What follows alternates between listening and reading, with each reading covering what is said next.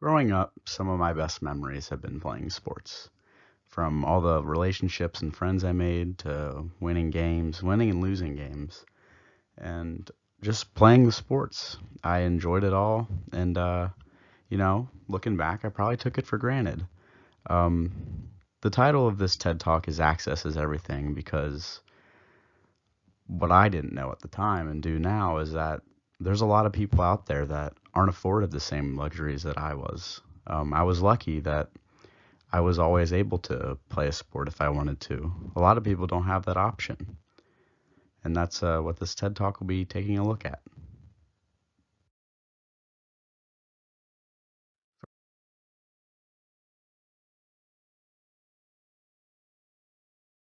First, I'd like to look at organized versus unorganized sports within regards to social class and what is easily accessible and what isn't.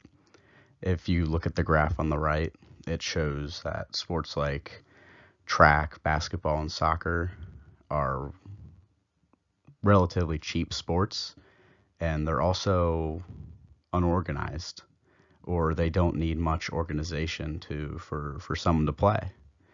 And on the other hand, you have sports like hockey, field hockey, tennis, lacrosse, golf that require a lot of money to play, which a lot of people in the middle or lower income classes don't have the means to provide for all the equipment, registration, and lessons to be good.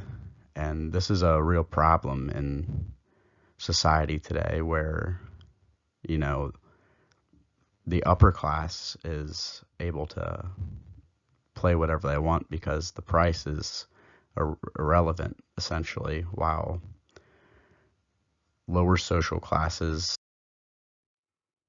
something I found alarming recently, and it um, specifically pertains to public schools, is the rising or newly implemented rates um, to participate in sports. The pay to play registration fees are increasing, which makes it more and more difficult for lower and middle class families to allow their kids to play in sports um, in the school level. And this causes families to have to move districts, which is very difficult, um, and it can force parents to have to work multiple jobs. A statistic I found pretty alarming was that 7 out of 10 children in families that earn more than $100,000 play sports compared to 3 out of 10 in families that earn less than 25,000. Which that really says that the limitations income plays in the participation in sports. While we can identify that sports like lacrosse, hockey, tennis, golf, etc., have a high cost to participate in, we also see that the lower and middle class tend to gravitate towards sports that require more physicality. Sports like wrestling, boxing, football, basketball, soccer are all sports that you can, by and large, measure your ability by how physical you are, how strong you are, how fast you are. And that's just one of the differences between sports in the lower to middle tier of income with the higher. A lot of higher income sports aren't measured that way, and they're measured more through endurance or maybe precision. And that's just another difference between the two and the access between each sport.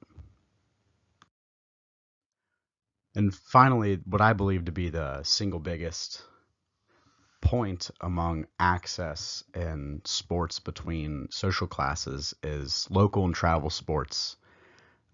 Sports traditionally were just played at a local level, and a lot of talk these days is around recruiting and how recruiting works. And coaches used to have a small sample size of who they could recruit. They'd have a certain area, but now there's so many travel sports where you travel all over the country that it really limits who's able to do it and who can't do it. You have to have a lot of money to do it, and a lot of times these days parents are doing it to try and get a college scholarship. But the matter of fact is that only 1 in 10 people who ever play a sport will be offered a scholarship, and that scholarship might not even cover the entire cost of going to college. So I think there's a danger that isn't talked about with spending money on sports, travel sports specifically. And the lower and middle class don't always have the funds to fund travel sports, which is a large problem and doesn't give those kids a fair chance. In conclusion, I believe that we as a society need to do better in making all youth sports accessible to lower and middle income families and anyone in general.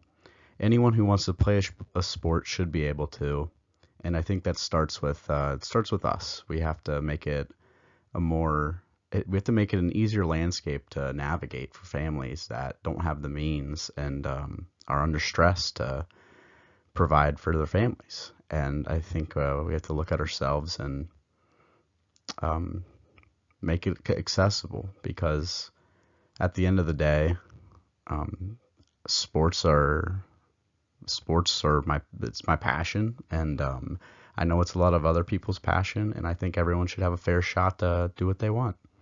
Um, this has been my TED Talk. Access is everything, and I hope people keep on playing sports because it's awesome. Thank you.